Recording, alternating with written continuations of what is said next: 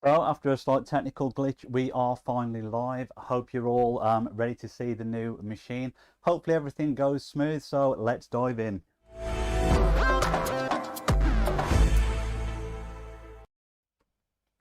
Hey everyone, and welcome to another episode of James Dean Designs. If you're new to the channel, love laser and CNC, then make sure you hit that subscribe button to get all the latest updates and tutorials on desktop CNC machines. Now, obviously something a little bit different going on today. We are doing a live video building the latest FoxAlien machine, which is the Masuter Pro.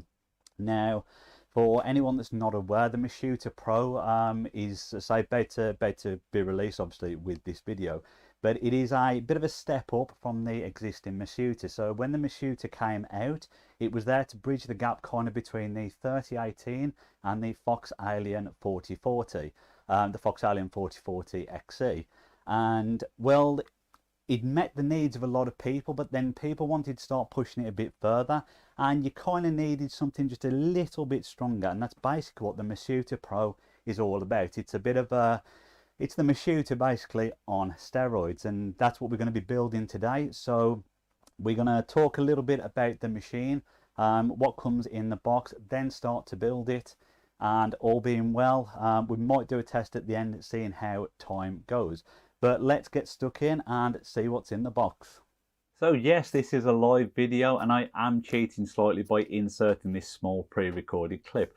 The reason for it is I think unboxing is very valuable for you to see how well things are packaged, but equally people do not want to spend 10 minutes of their life watching me unbox and check that everything is actually there. So the joys of post-production, we can speed this up a little bit. So let's move on and get it done.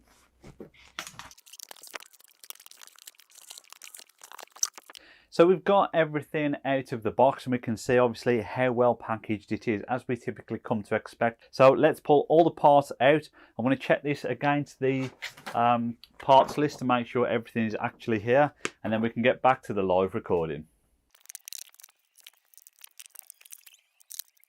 So everything is here. I'm going to put this in a slightly better order, making it ready for the continuation of the live feed. So let's cut back to that now, and we can get it assembled.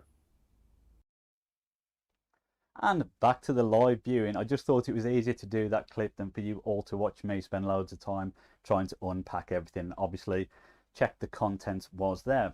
I suppose we better get on and start building this. Now, before we dive in, I mention this on nearly every build video, blue Loctite. You're not going to see me use it in the video today, purely just because if anything goes wrong, it can be a pain to take it all back out and it can get a little bit messy.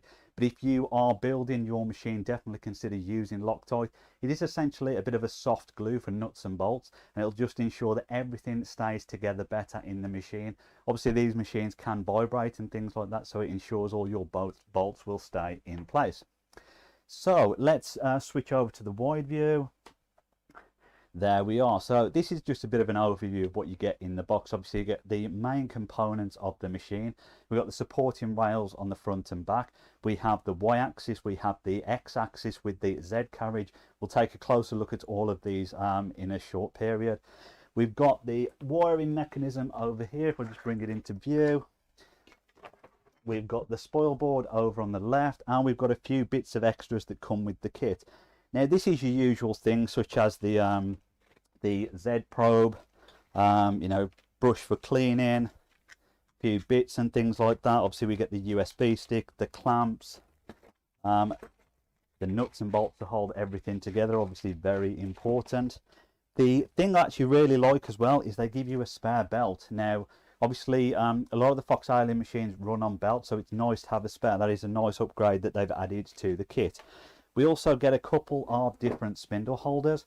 We get one that will take a 52mm spindle. This is your average 300-watt spindle. The spindle itself comes with a mount. This is a 60-watt spindle. We'll move on to this in a bit. But so that means the holder can take both the 60-watt spindle and the 300-watt spindle. And we also get a 65mm holder as well. This will take your average Makita trim router. So you do have the options of upgrading from the standard 60-watt spindle as you move on. Let's put all those to one side. Right. And let's start the build. We'll get the tools out first. Obviously I've got lots of different sets of these tools, but I always use the ones that come with the kit. I'll push all this over to the side a little bit, just to give me a bit more room. And we'll get the nuts and bolts out ready to get everything assembled. So we are going to start by attaching the front and back supports to both of the side Y-axis. Now if I switch over to the closer view, we're being very technical with this. I've got multiple cameras on the go. First thing that we can see straight away is the extrusions on these are a little bit different than the average extrusion that you normally get.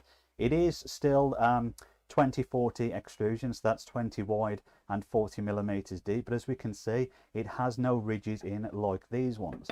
Now it may sound silly, I think this is a brilliant idea because it actually these ridges that you normally get in extrusion hold dust and everything when you're machining, so the fact that they filled these in and it's a solid bar means it's not going to collect as much dust, which is also great. If we take a closer look as well, we can also see that it is a belt driven machine. We've got the pulley, we have the stepper motors on this side. These are NEMA 17 stepper motors, and we've also got the limit switches on this side as well, so obviously to detect the front and back working area. Now the working area on this machine is 400 by 400. I'm going to spin this around and start to assemble it without everything falling over. So let's get a couple of bolts to begin with.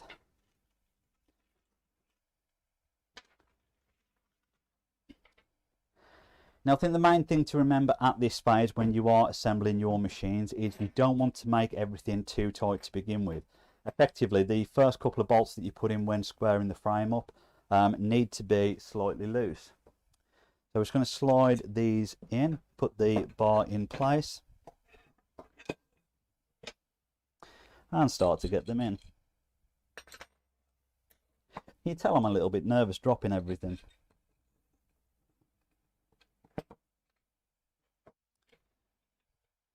And this is the part of the video where I'd obviously normally cut it out and speed everything up, but obviously can't do that being a live video.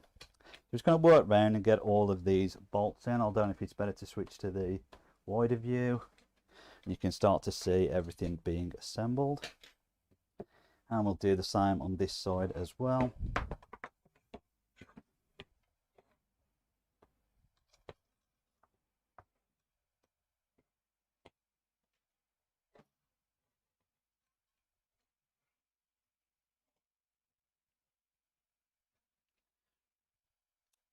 I suppose one thing I could talk about as I'm assembling this is the FoxAlien Facebook group.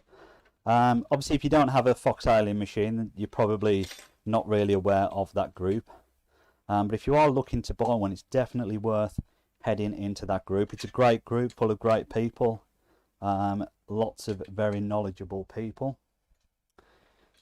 So obviously you've got the main people from FoxAlien, you've also got Seth CNC. I'm just going to turn this around, hopefully without damaging anything.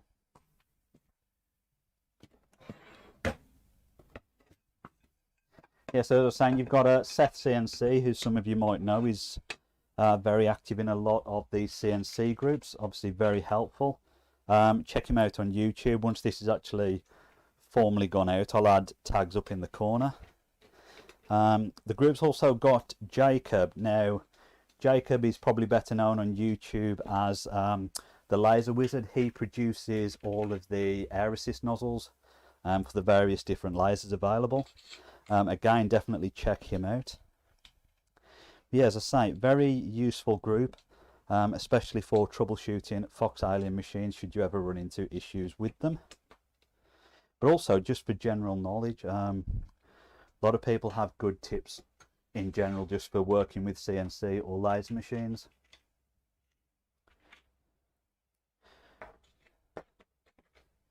There's a guy in the group called Jason Morale. He's doing a lot of great things with Norton white tile method at the moment, which is basically where you spray a tile and then laser it, but it actually literally engraves the tile itself. You're not just burning off the paint. You're engraving it into the ceramic on the tile.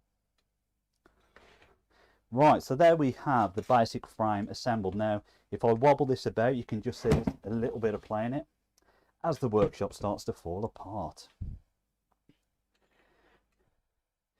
Now, this is the part that I was saying about leaving everything slightly loose. There's a little bit of a wiggle room in there. So I'm just going to bring in my square now. Obviously, you can use a speed square, you can use a combination square like this. This is my go-to combination square. I just find it very useful for nearly, to be honest with you, nearly everything I do. We're just going to go in and check how square the frame is. Now, this is one method of doing it. Actually, that is pretty good straight out of the box.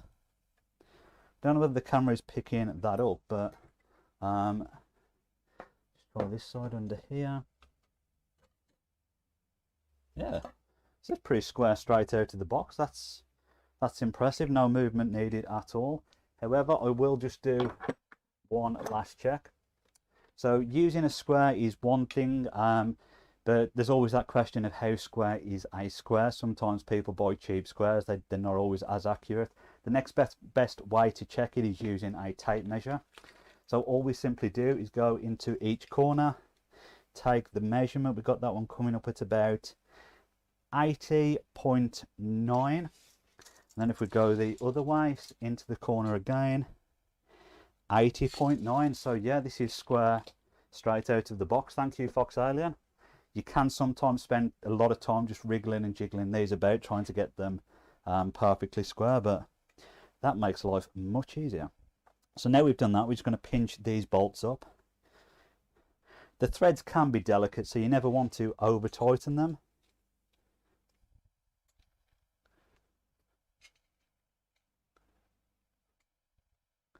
I am aware some of you are chatting. I can see it on the screen at the side of me.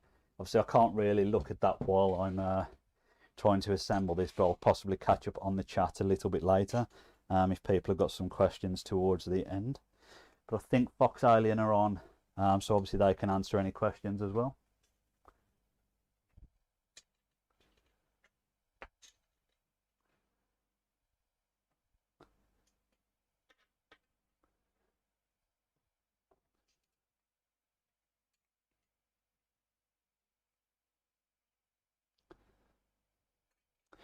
Right, there we are, just pinching the last one up. Okay, so now let's spin this around. What I should say as well, I don't know if the camera can just see that. The side that's got the angled part, that is essentially pointing towards the front of the machine. So this is the front, this is the back. All right, so I'll bring the front towards me now. Let's just move these tools out of the way. One thing I should have actually pointed out, I'll try and switch up to the close view. So again, because it's all belt driven, you've got tensioners on every corner for both sides of the belt. So whenever you get this machine, obviously they typically come pre-tensioned and they're not far off, but it's also worth testing the tension yourself. They're usually just pulled in as tight as possible. Sometimes they can need a little bit more slack just to allow it to ease, but so far these are feeling pretty good. Right, so the next stage is installing the spoil board. Let's switch back to wide. So this is an MFT style spoil board, which basically means you've got multiple holes in it, and these also have threaded inserts in. So basically you can fix the clamps into them. Let me just try and get one out.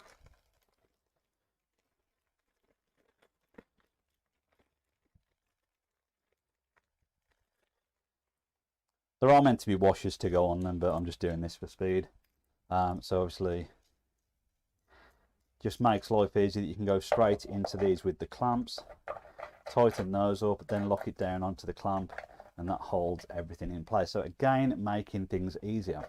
One thing with these style of spoil boards though is you do need to put another spoil board on top. Effectively, this is your bed, not the spoil board, so to speak. So if you are doing anything that requires things to be perfectly level, you need to make a spoil board for this. I'll probably do a video in the near future about making a spoil board for this area, but for now let's get on and get it installed. So we're just going to line the gaps up with the threaded holes, get the relevant bolts, So these are the M520mm bolts. Trying to get these out of the little holes in the cases is not good when you've got bigger fingers.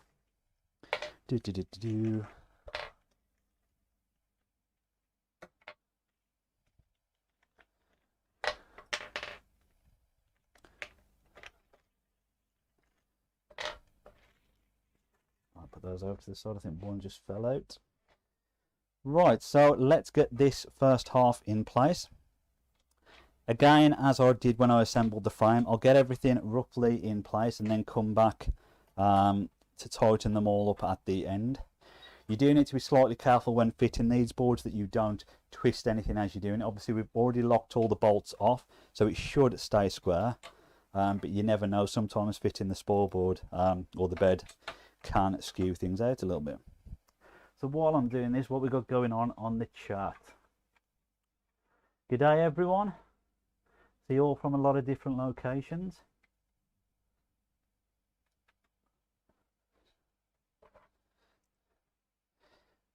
The thing I'm also very conscious of in this video as well is my accent will probably get worse as it goes on.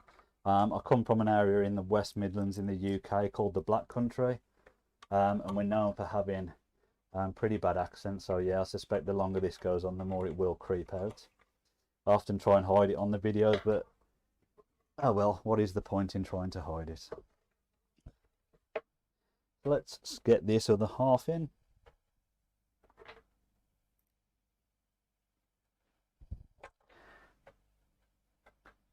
So yeah, just to confirm the cost. So I'm just reading some of the chats as I'm doing this. The cost of the machine is $649 US. Shipping will be, I think, the pre-order for the US will go out in June, and then I think if you're in Europe, you've got to wait just a little bit longer, and it will be out a couple of weeks after that. We're always a little bit behind the delivery schedule in Europe and the UK, unfortunately, but America is a much bigger place than the UK, so I can't really say anything. Yeah. Right, so I've just got that in. I'm making sure the spoil board does align. That looks pretty good, so we'll just pinch all these up. It is only MDF, so again, you don't want to tighten the bolts up too much because it will just pull them all the way through the MDF. So with the holes being pre-drilled in the MDF, it can be a little bit soft where the bolts are.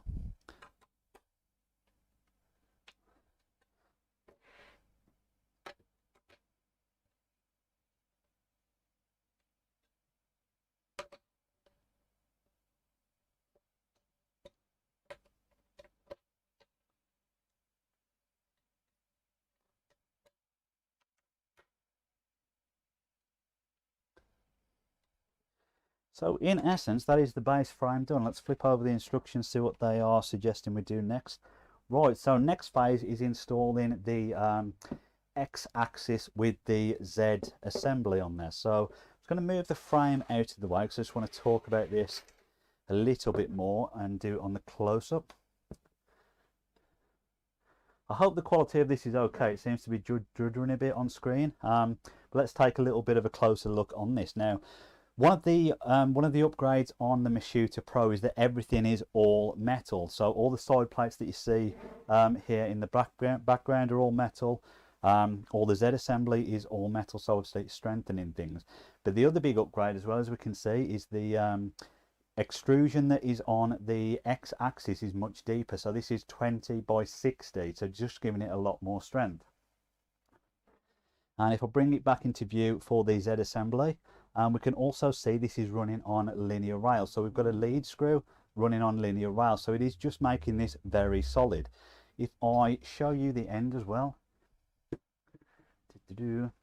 So whilst this looks like normal extrusion, obviously we can see it is slightly lighter, so it's minimizing the weight as well. So you're still getting the strength, but not with the full extrusion. So strength but less weight, always a good thing.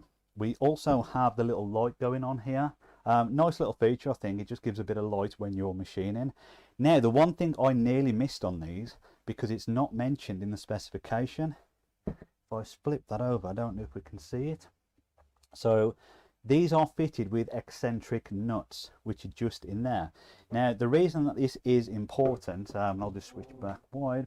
Apologies, there is a noisy car going past in the background. So the reason eccentric nuts are important is because basically they're an easy way to apply pressure to the wheels. Now, if you're into 3D printing, the 3D printing world has been using these for a long time. Some CNC machines also use them, but typically desktop machines do not use them, and you know, so desktop lasers and things, they have other methods for tensioning the wheels on the rails. Now, the reason eccentric nuts are so easy is just literally all you do is put the spanner in as you tighten it up. And you know, I'm trying to find a way to explain it, but if we take, so for example, if we've got if you imagine this is your bolt, an eccentric nut is just the inner circle. This is a really bad on the spot example, I should have thought about this earlier. So the hole through the middle is essentially offset to one side, and as you rotate it, it will adjust the pressure on the wheels because it is adjusting that bolt. So you'll either have a thick section or a thin section, and that basically adjusts the pressure on the wheels itself. Now, a lot of people have been after these on desktop CNC machines for a long time, so it's great that FoxAlien have introduced them on these, because I say it is just a very easy way to basically adjust the tension on the wheels, which can be a primary cause of things like missing steps, having poor results. So nice simple upgrade, but makes a huge difference. So let's get back to the assembly. We're going to pull this in now. This is probably the part where you need another set of hands to hold it in place while you're doing it. So we're going to be using the M516mm flat cap bolts. You should have 4 of those.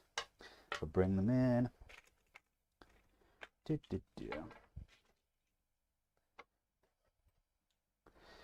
so I'm going to try and hold this in place while we get the bolts in.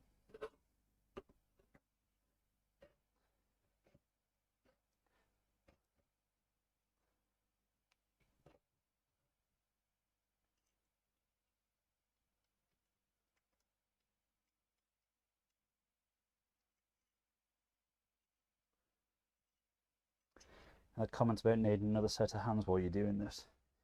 There we are, that's the first one in, that's the main one. Now we get one on the other side.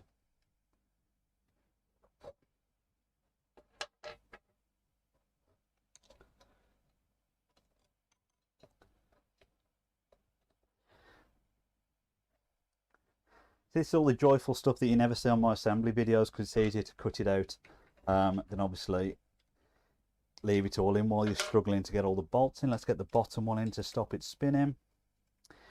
There we are. So now again, what I'm going to do is just pinch these up close, but not all the way. And the reason for it is, although these the two Y carriages are roughly parallel, we need to make sure they are very are parallel before we fully tighten this up.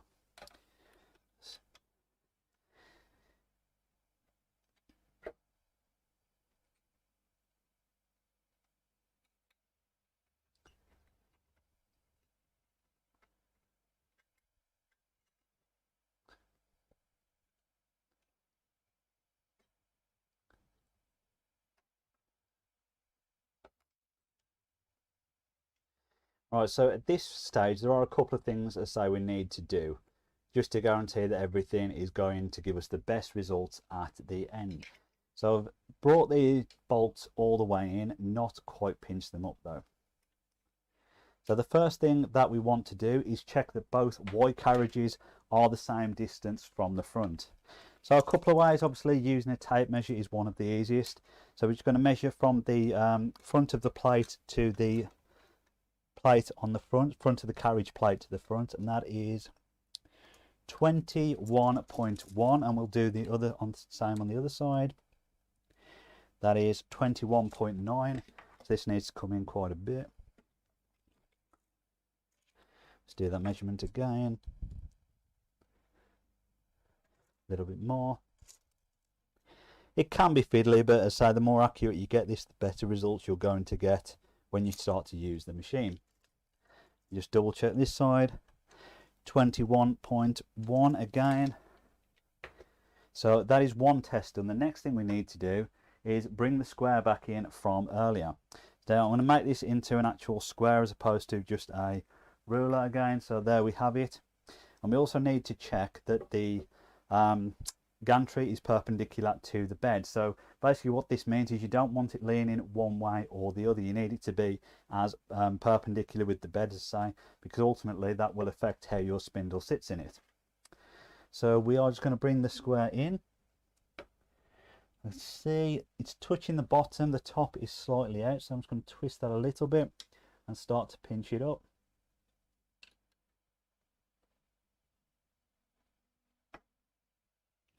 It's looking good that side. We will test the other side. And that is looking good as well.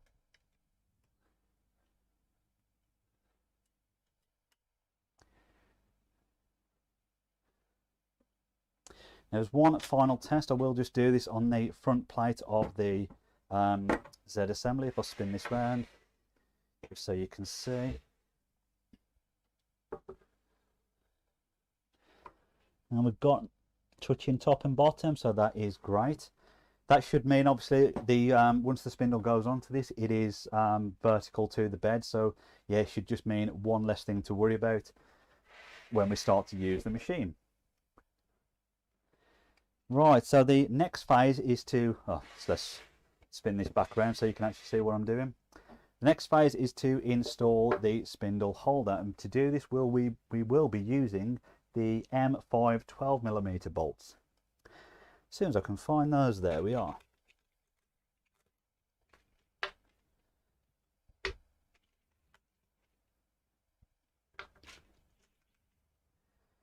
Now I'll just show you this spindle holder up close.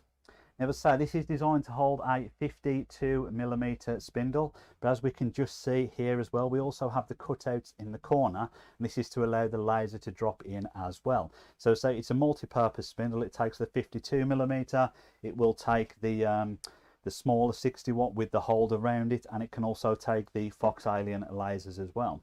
So yeah, this is the primary one to use.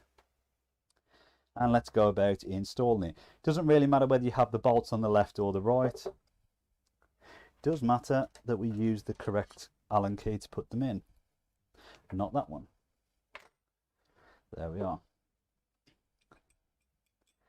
So on the faceplate itself, there are lots of different holes. Obviously the holes are different offset between the two different holders, so we just need to put them in the bottom set on here, and this will ensure that the holder sits low enough to be able to use the spindle.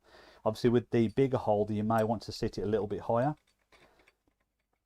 purely because they are bigger spindles, so it can reach further down. So we've got one in, let's get the other one in.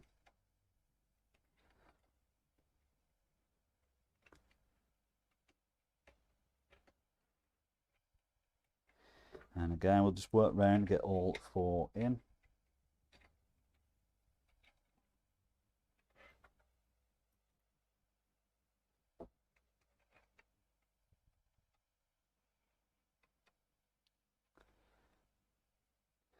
Now, feel like a broken record, keep saying this, but again, don't take them all the way. You just want to get them just so it's pinching the metal. Then we're going to bring the square back in. Follow this a little bit forward again, just to test how square it is on every side. It's looking good. That is a fraction out, so I'm just going to twist that. Have a look the other side.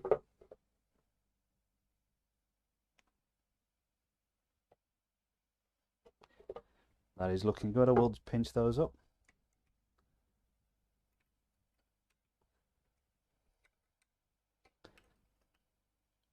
Now, given these are for the spindle, I'm just going to flip the Allen key around and put a bit of extra pressure on them.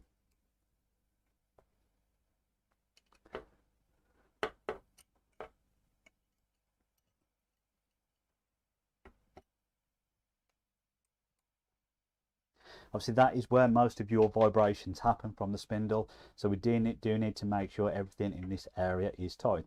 The other thing I should have mentioned at the start, which I haven't done, is obviously go around and check all bolts before you start working. You know, these normally do come very tight, to say, from the factory, but it's just best practice to go around and say check every single bolt, because some of the bolts will be more difficult to access later on. So at least if you test them up front, you can guarantee everything is working, or everything is going to work as it should.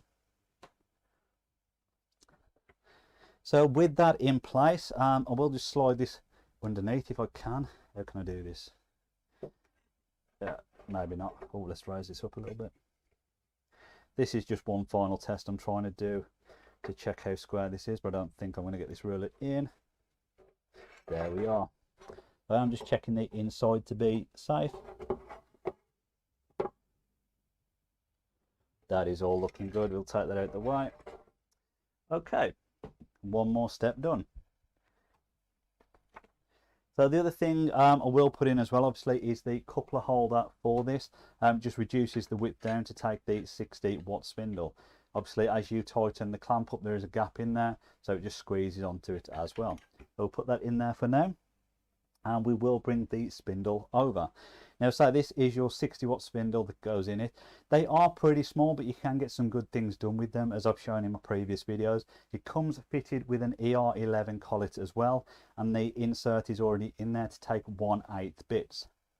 Obviously, you can put 1/4 inch bits in as well if you ever need to. You just need a new insert to go in there. So we're going to put this in.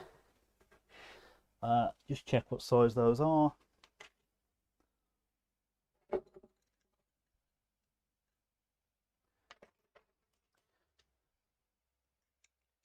There we are. So right, we'll drop the spindle in.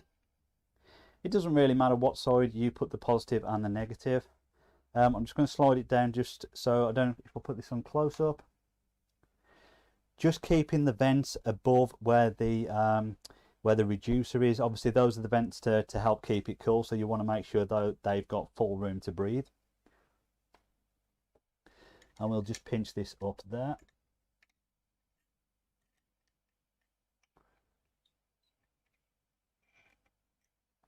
Right, now again, as this is holding the spindle, you want to do a bit more than just pinch it up and make sure it has actually gripped it very tight.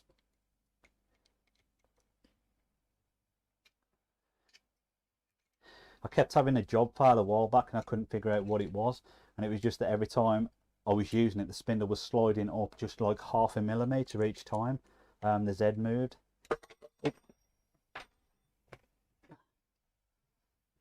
Obviously I'd have cut that part out of the main video. Right, so you just alternate between the two bolts, do a turn on the top, a turn on the bottom, and it just slowly pinches it all in. Yeah, obviously I'm going a bit too much on those, so we'll leave that there as it is. Right, next phase is to install the bracket on this side for the drag chain, I believe.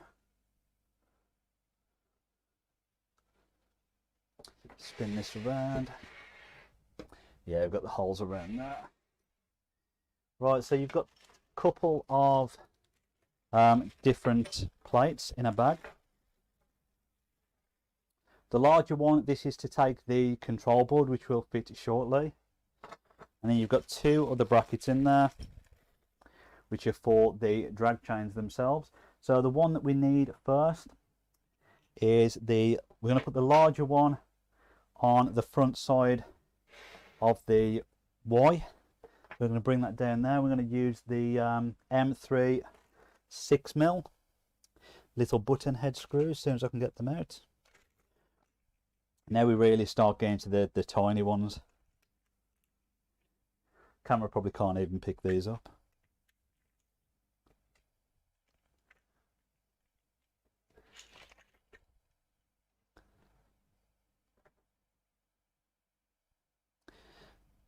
Right, the threads on these are extremely fine, so do be careful when you're putting these in. It can be very easy to over tighten them and strip the thread.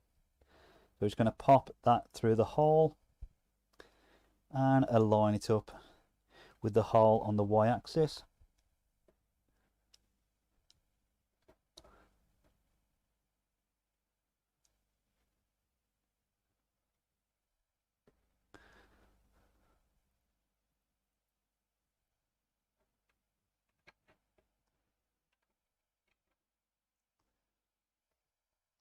and tighten those up.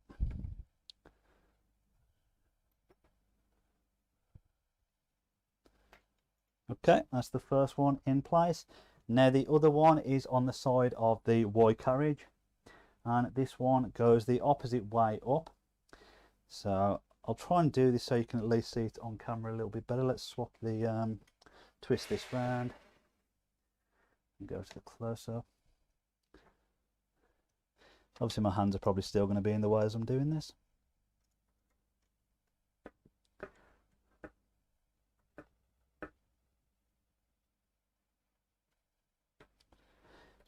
It's good to see that you're all chatting. I was a little bit worried about the dead air spots as I was putting the bolts in, but at least you've all got each other to keep yourselves occupied. Okay, so those are in.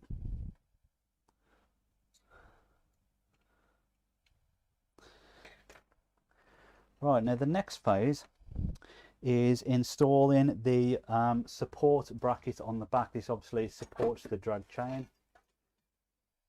And to do this, we're going to need 2 more of those tiny little ones that I just had.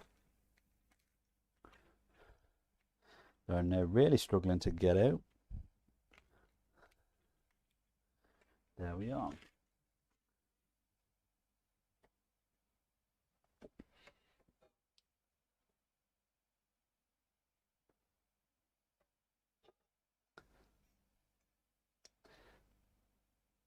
So there are just 2 small screws on the back of each plate here. I was struggling to see where they were. That is how small they are. So we'll try and get these in place, and I'll try and do it from this side so you can at least see again. There we go. Small mistake. Didn't take long to rectify.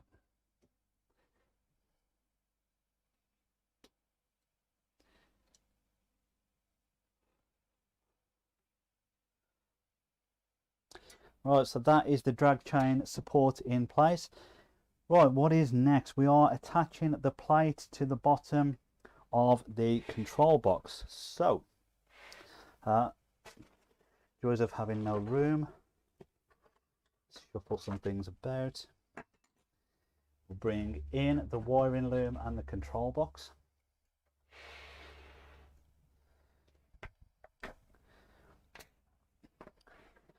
Now the other thing I like about this as well is usually the drag chain comes completely separate and you end up having to connect everything later. They've already pre-connected everything inside the box itself. So it's just, yeah, one less job, if I'm perfectly honest, to have to worry about. All the connections are protected as well, obviously being inside the casing. Let's take a close-up. I can start to show you what is actually going on here. So we've got the on and off power button, we've got an emergency stop button, we've got a homing button, obviously so you can run a homing sequence. We have a port for the laser. We also have a switch in that hole as well. Now the switch is to go between spindle 1 and spindle 2. The difference being, spindle 1 is your standard 60 watt spindle that we've just fitted. Standard spindle 2 will be for a 300 watt. So if you are upgrading to a bigger spindle, you need to make sure it's pushed over to the left hand side. We're sticking with spindle 1, the 60 watts, so that will stay on the right hand side. We also have an input out for 2448 volt and the little switch for the light that is on the Z-Carriage. We also have the USB port, obviously for connecting it to your computer, and the offline control port as well that is on the side, obviously, as well as the power input for it. So next part is to attach the mounting plate to the bottom of the control box. And we'll be using another 2 small screws, M3 by 8mm. That's where I probably could have done with my wife's fingers, just a little bit thinner to be able to do these small bolts. Now the way you fit this is you will see there's 2 holes on the plate. There's a smaller hole and a bigger hole. The smaller hole is what attaches to the control box. The bigger hole is what will shortly attach to the front of the CNC machine. And you need to make sure the big holes are at the back of the control box.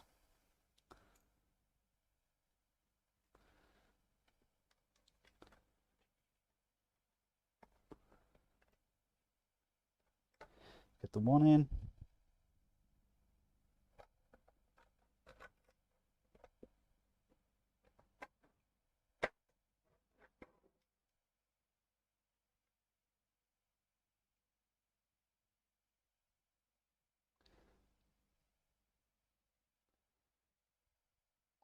And just tighten both of those up. There we are, that is now held in place. Now, and take it, the next step is then to mount that to the frame itself. So this is where we use the M5 8mm bolts along with the T-nuts.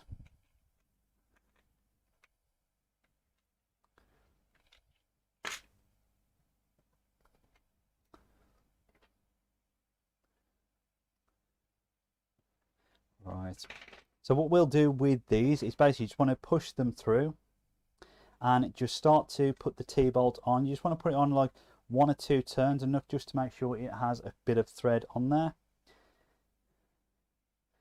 and then keep it flat basically. Let's put the close-up on. I don't know if you can see that. The bolt's not coming all the way through, we just want a couple of turns on that, and we'll do the same on the other side.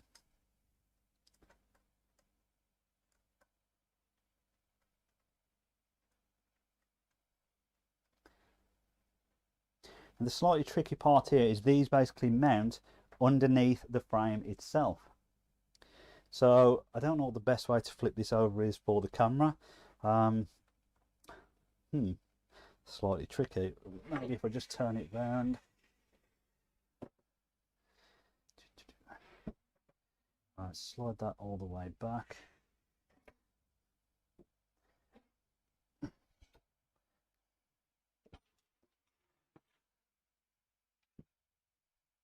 So this needs to go on the same side as the drag chain brackets that we just fitted. So all we need to do, basically drop these T-nuts in place into the extrusion. They are what called hammerhead, so they will just drop straight in as long as you get the alignment correct. They don't need to be slid in from the end. That's in, and then we'll just pinch those up. And they automatically lock themselves in, obviously, as the T-nuts twist into place. Right, now flip this over again, hopefully without getting the wiring in the way, or my own hands from the mechanisms moving about.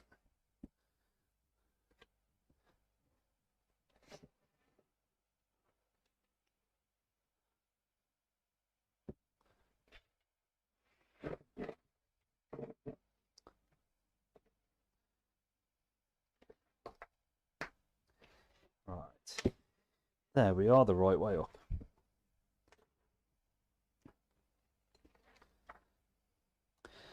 So the next phase is to attach the drag chains themselves. We've got a couple of M4 6mm flat cap bolts. These are the black ones in the pack.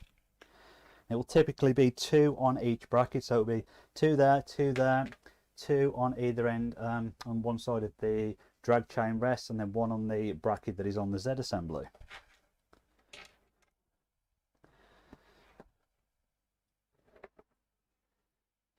So we'll roughly get this in place to begin with.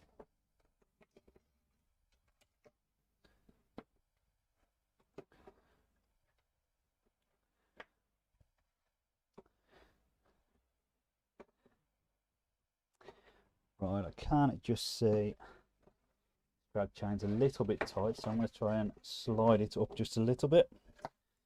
There we are. Actually, I'm just going to slide this unit over just to the very end. I have got about a 5mm clearance, so I need that extra space just by sliding this all the way back up. Just pushing it this way so it hits the plate. There we are.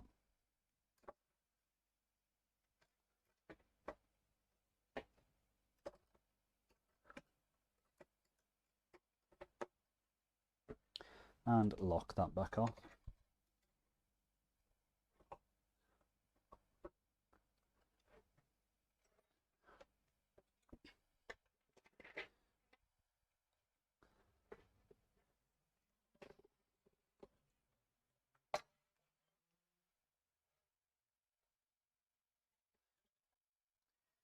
So I'm going to use, as I say, the M4 6mm flat cap bolts to try and hold this drag chain in place. Again, fine threads can be very difficult. Do not over tighten them.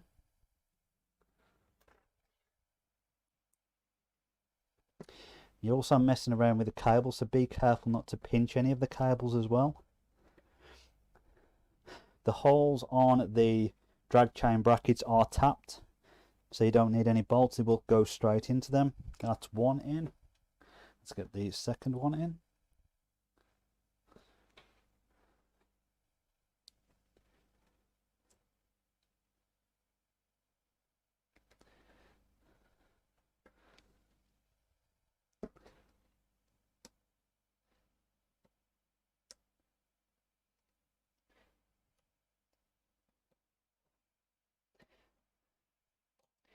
I just want to go in.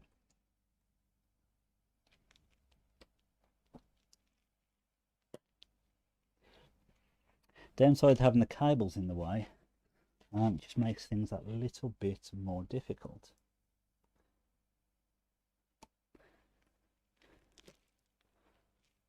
There we are. Whew, under a bit of pressure getting that one in. So I'm just going to fold the drag chain back over and attempt to do the same on the other two holes. Try and keep that out of the way.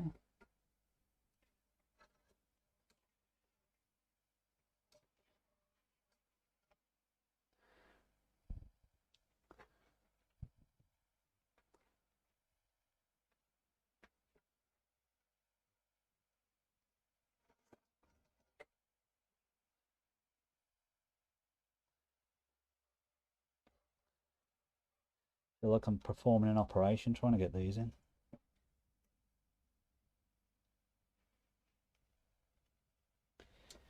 One in. Sorry, not the most exciting part of the video, I know.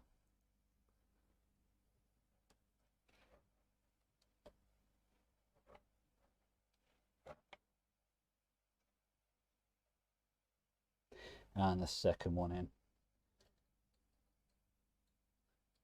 Make sure they are tight, all four. And then we move on to do the same on the chain on the Z axis.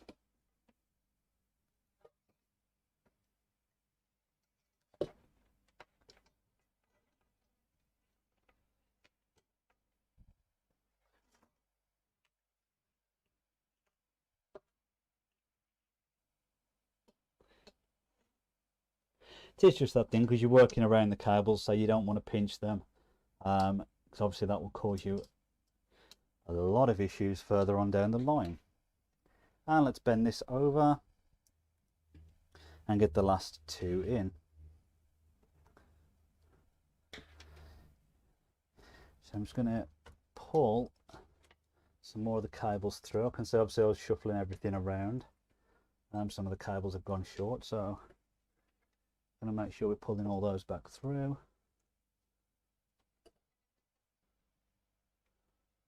There we go. Whew. Some of the smallest bolts, it's the most work to get in. So presumably after that, yeah, it is just getting everything connected. So let's switch over to the close view. Wrong. There we are. So we can clearly see, as always, everything is labelled up to make things much easier for connecting everything up. Different colours, different labels, so it's just a case of getting everything matched up as we go around. So let's start with the X motor. I always say this, the connectors themselves, one side has two fins, the other one does not.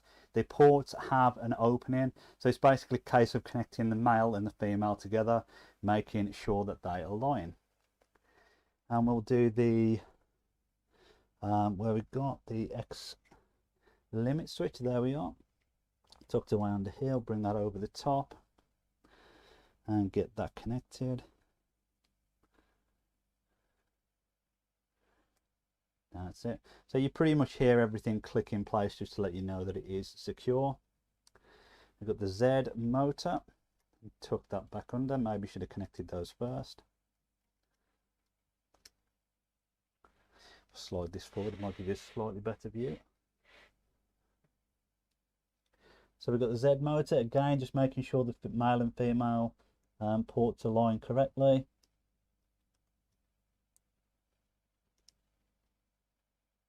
And click that into place. Same with the limit switch.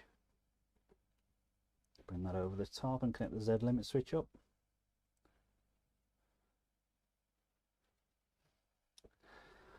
I think that is the Z axis and Z assembly done.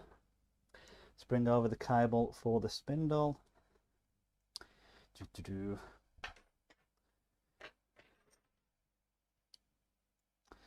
Let's spin this around. Don't know if we'll get this on the close-up or not. Wind this down just a little bit. Again, nothing particularly interesting, but obviously make sure you connect the positive to the positive and the negative to the negative. So we're just going to push those on and then slide the plastic covers over them, obviously to protect the terminals. I do sometimes occasionally like to just pinch those up with a pair of pliers or something, just to ensure that they stay on. As the Z axis is going up and down, you can't wobble those free. And finally we have the connector for the light. And let's get that connected in. Nice little upgrade accessory there. Now obviously you can take all these tags and everything off. They can look a little bit messy. Obviously I'll just leave them on for the purpose of the video. So if we come around, we then have the Y motor for the opposite side. So I'm just going to feed this underneath. Now there were a couple of clips. Now if you notice, when I put the cable on the tray on the wrong way, there are a couple of clips underneath. So these are just where this sits in. So we're just going to slide this into each clip just to make sure it is supported underneath the drag chain support, and one on this end.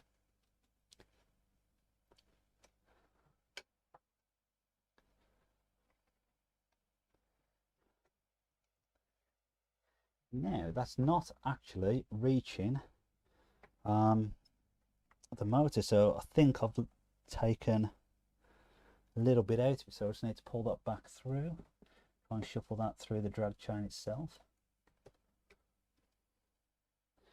See, as I was sliding the drag chain back and forth to make sure that everything was in place. There we go, so it gives a little bit more. There we are, just enough.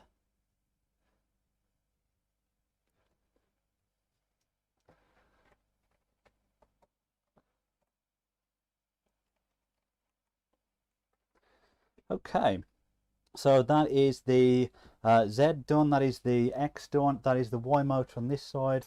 We've got the Y motor on this side.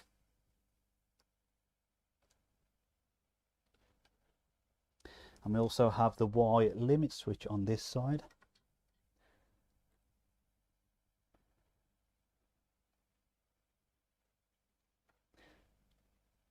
Just try and tuck that under there. Obviously what you can do is use some tape or something, zip ties, to hold these in place and just make sure they don't move about once everything is connected up. The final thing that we have to do, actually there's two. One is the spindle, so we will reach over and connect this to the spindle 1 port. And so because we are using the 60 watt, that is the spindle 1. And just make sure that clicks in. And the last thing is the little light. Where is the connector for the light? Oh, sorry, it's not the light, it's the Z probe. My mistake, my mistake. So yeah, as I said, there's one connector remaining. I put it on the close-up. Just this one here, and I was thinking it was to connect the light up to the control box, but obviously that's already in the wiring there. And clearly highlighted by the fact it says Z probe. So, silly mistake on my behalf.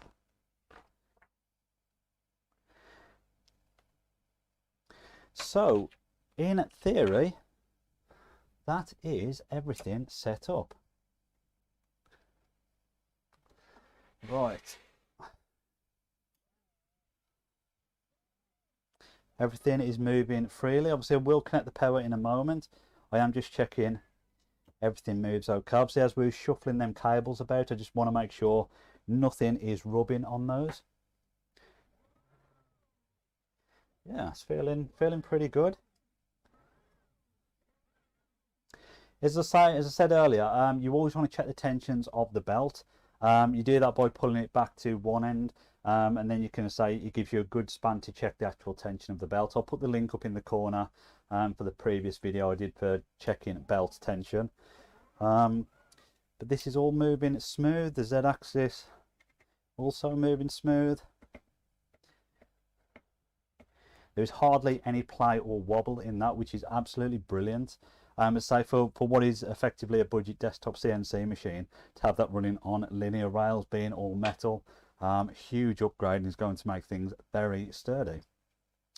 So I think it's time to connect some power. Now, I have just realised the one thing I forgot to do was bring a UK plug-in. So the power pack, obviously they sent me, is not for the UK.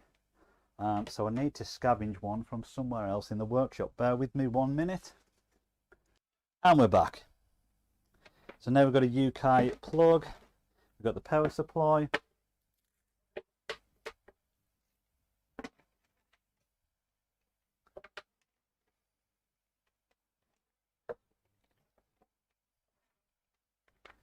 Get this all connected up. Make sure the power is turned off for the moment. And connect this into the DC input. Right, now before I actually turn it on, I'm just going to check that these are both the same measurement again as we did earlier. They shouldn't be far off, but I say just stops anything jamming up if it goes to home the machine. So we've got 21 or 210 millimeters. Yep, that one had moved. So we'll slide that in. 21. I need to offset these a little.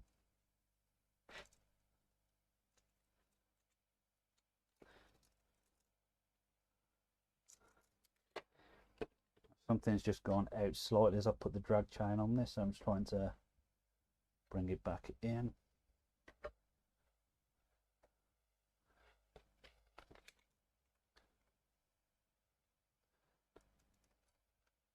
There we are, that's pretty good. Okay, so moment of truth. Let's turn the power on. Sounds silly. Let me slide this forward.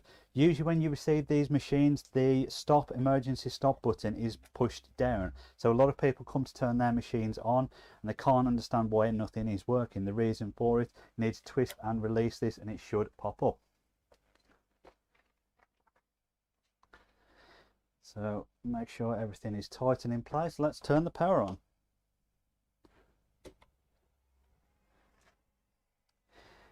So we can hear that kick in. I don't know if you can hear the fan. The fan on the control board has just kicked in. So everything appears to be good. All the lights on are inside the casing. Let's press the home button and see what happens. We just see the Z axis rising up. Probably should have turned this around so you can see it slightly better, but we should now see all of this move once the Z is finished.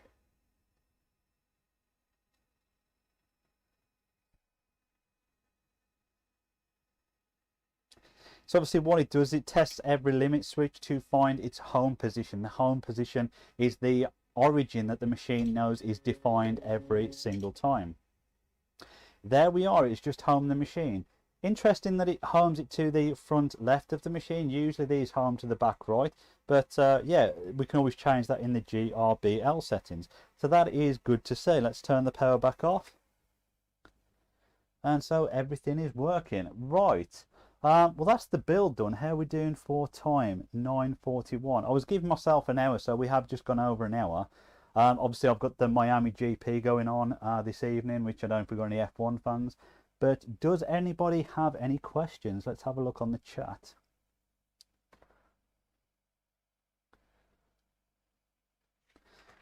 I had done all this without even questioning whether the signal was good. I was hoping it was. Let's get to the bottom of the chat. Andrew Willis, I can see you've said FoxAlien, it'd be useful if you provided a UGS setup in addition to Candle.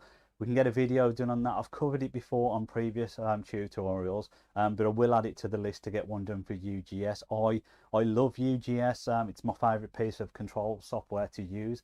OpenBuild's controller is also a great piece of software. It's much more colourful, kind of looks a little bit fancier, but the reason I pick UGS is it's got a separate control for the Z height, which for me is very useful. But we'll have a look at getting that video done in the near future. So, right, any other beginner question? Why designing easel and running Candle? Is easel not as compatible with the machine, or does easel act up? So yeah, I think FoxAlien have already answered this. It's not obviously specific to this machine, but the reason that I always suggest designing it in easel, especially if you're a beginner, running the program in either Candle, UGS or OpenBuilds. A while back, easel controller, when you're doing it through the whole easel process, a lot of users were having issues where it was changing their GRBL settings without them knowing, and they would go to machine something that is, let's say, 40mm square, and it would come out a completely different size. Now they have put some things in place to try and ease this, but the reality is, using like UGS or OpenBuilds, they're much more advanced piece of software than the easel controller is. So that's why I always say, start off doing your designs in easel, export the code, then use UGS, Candle or OpenBuilds to run your machine. You've got more options, more functions available. You've got some fancy options such as being able to calibrate your steps, level your bed, that type of thing. So for me, it's about picking the right piece of software for the right job, and using easel to run your machine for me is not the best option. I would rather stick with UGS or OpenBuilds.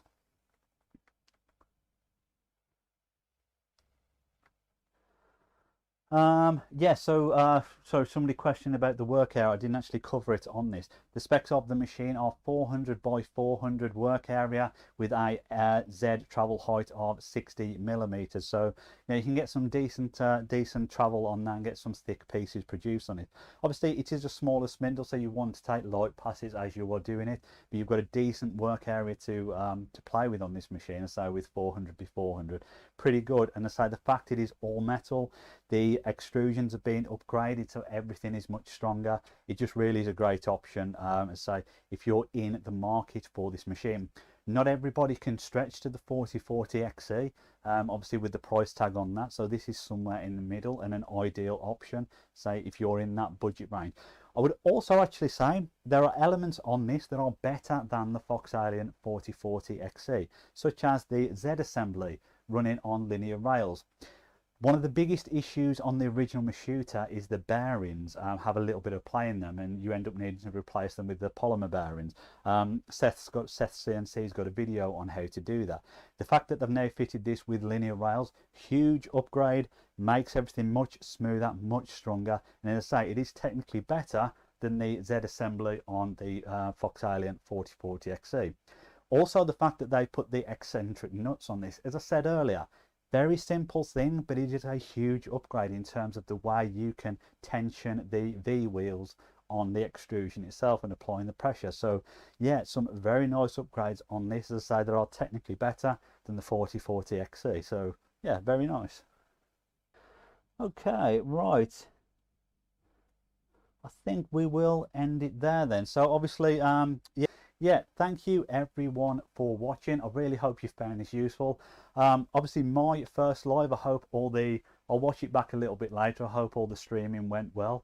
But yeah, and always, final thanks to my patrons for supporting the channel. If you want to get involved, there are a few benefits to my patron scheme, such as You will get priority help if you need, such as I often reply to patrons before I get a chance to reply on YouTube, as I give a bit more one-to-one help. I'm also going to be setting up some things where I can do merchandise and things for my patrons as well, setting up a little bit of a tier system. So, and the final thing is I always usually give priority access to videos a little bit earlier to my patron members, obviously before they go live on YouTube. So yeah, certainly a few benefits. If you're interested in it, check out the links in the description area. But thank you everyone for watching. I really hope you've enjoyed it. Hope you enjoy the rest of your day. I'll see you all on the next episode.